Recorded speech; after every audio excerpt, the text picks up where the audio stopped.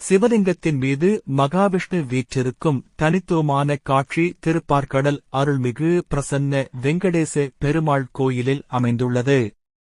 இந்த கோயிலின் சிறப்பம்சங்கள் பின்வருமாறு.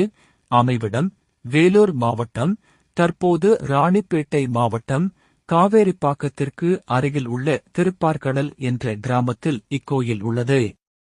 தனிச்சிறப்பு: மூலவர் பிரசன்ன வெங்கடேச பெருமாள் அடியில் இருக்கும் சிவலிங்கத்தின் ஆவுடை பீடம் மீது நின்ற கோலத்தில் அருள்பாலிக்கிறார்.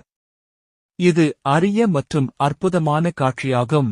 புராண பின்னணி: புண்டரீக மகரிஷி எனும் தீவிர விஷ்ணு பக்தர் பெருமாளை தரிசிக்க வந்தபோது அங்கு சிவலிங்கத்தைக் கண்டு வருத்தமுற்றார். அவரது பக்தியை மெச்சிய பெருமாள் சிவனும் விஷ்ணுவும் ஒருவரே என்பதை உணர்த்தும் வகையில் சிவலிங்கத்தின் மேல் நின்று காட்சியளித்ததாக கூறப்படுகிறது. தத்துவம்: இக்கோயில் அரியும் சிவனும் ஒன்று என்ற தத்துவத்தை உலகுக்கு உணர்த்தும் தலமாக விளங்குகிறது.